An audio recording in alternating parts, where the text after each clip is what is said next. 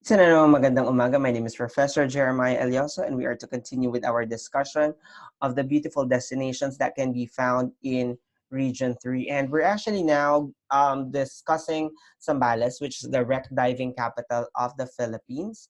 The capital of Zambales is Iba, and the people from Zambales speaks Sambal, Ilocano, and Tagalog. There's one key component city in Zambales, which is Olongapo, but there are 13 municipalities in Zambales, which are Botolan, Cabangan, Candelaria, Castillejos, Iba, Masinloc, Palawig, San Antonio, San Felipe, San Marcelino, San Narciso, Santa Cruz, and Subic. Looking into the map of Zambales, Zambales is bordered by Pangasinan on the north and on the northeast, Tarlac on the east, and on the south is Bataan, and on the west is the South China Sea or the West Philippine Sea. Now, it can be inferred that the origin of the word Zambales came from the word Sambal, which is a Hispanized term for Sambali. Sambal refers to the native language spoken by the early Austronesian inhabitants of the area. A contending version states that the name was derived from the word samba, meaning worship or sumamba, because the Spanish supposedly found the native inhabitants to be highly superstitious, worshiping the spirits of their ancestors. There's also one version that says Zambales came from the word sambo, which is a term used by the Iberian empires to distinguish people of African ethnicity or descent.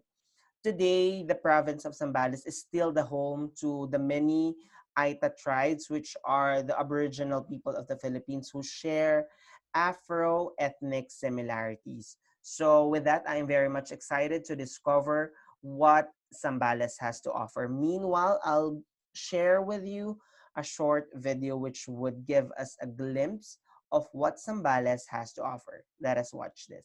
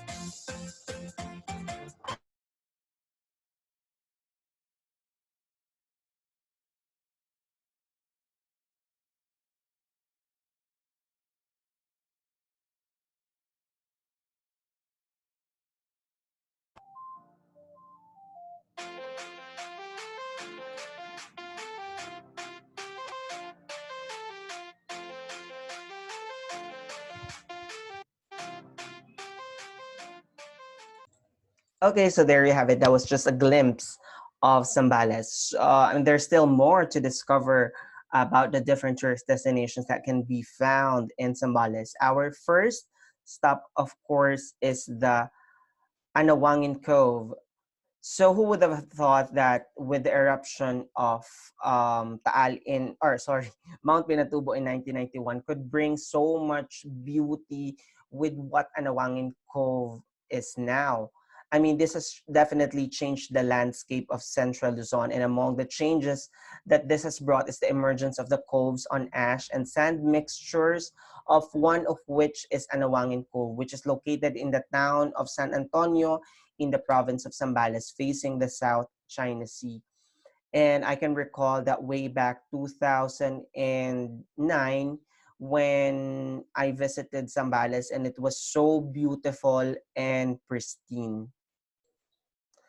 Before, they say that the ano of this beach used to be rocky, but because of Mount Pinatubo dumped a good amount of volcanic ash, that the place was absolutely unrecognizable. However, years later, agoho trees started to grow, thus creating an evergreen forest of what seems like pine trees, and thus adding to the beauty of what Anawangin Cove is now. And our next stop is Snake Island, an island with complete recreational facilities, very ideal place for relaxation, including swimming, scuba diving, boating, and other water sports such as regatta, water skiing, and windsurfing. Um, do not be afraid. The Snake Island does not have so many snakes. I mean, not to be afraid, but this was named Snake Island because of the sandbar, which is shaped like a snake. I'm not sure if there are snakes in here, but there may be, but not. It's not named because of the presence of the snake, but because of this amazing sandbar, which is shaped like a snake. Another beautiful island in Zambales is the Hermano Mayor Island. There are these two sister islands are called Hermana Menor, which is a little sister, and Hermana Mayor is the elder sister. They may not be as famous as the other islands of Zambales, but their raw, isolated beauty and crystalline waters are beyond compare. And clearly, by just looking into the picture, I am, you know, really excited to be able to visit Zambales once again and enjoy the beautiful island of Hermana Mayor and some other beautiful destinations in Zambales. Now, next is the Subic Bay Freeport Zone. The Subic Bay Freeport Zone is known simply as the Subic Bay, or Subic is a special economic zone and Freeport area covering the portions of Olongapo and the towns of Subic in Zambales and Morong and Hermosa in Bataan. The relatively developed and fenced area is called the Subic Bay Freeport Zone, as we have discussed in the previous session with Pampanga. And next stop is the Magsaysay Ancestral House. This is located in Castillejos in the beautiful province of Zambales. The house was owned by the late President Ramon Magsaysay, the seventh president of the Philippines, but is now owned, managed, and maintained by the local government. Ramon Magsaysay died on March 17, 1957 in a plane crash near the mountain of Manungal in Cebu province. The president was recognized as the savior of democracy and called as the champion of the masses.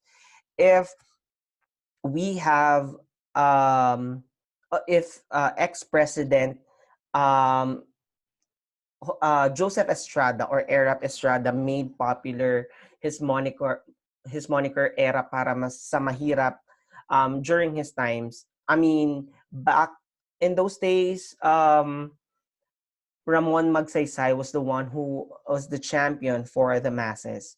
And our next destination is the Botolan Resettlement Site. These resettlement villages are located across Zambales in Bakilan, Taugtug barangays, and Laobunga. Bakilan is, in particular, is populated by the Aita people, and hundreds of them, and you can be part of the rituals and lifestyle that comes from deep forest of Mount Pinatubo. Because as I have mentioned a while ago, Zambales is still the home of the many Aitas, which still practice their own and authentic culture and tradition, which is one of the activities that you should be looking forward to when you go to Zambales, particularly in Botolan resettlement sites. Now, when it comes to the festival, the town of San Marcelino celebrates the bountiful harvest in this delectable globe-shaped, white, fleshy rhizome in which we call singkamas. A favorite snack during the afternoon and healthy ingredients to different Filipino dishes, singkamas is almost ubiquitous in the town during the season, and the festival is celebrated every last week of February. When it comes to the products, not to be outdone, is their very um, diverse production and plantation of rice, corn, and the different root crops. And also mangoes.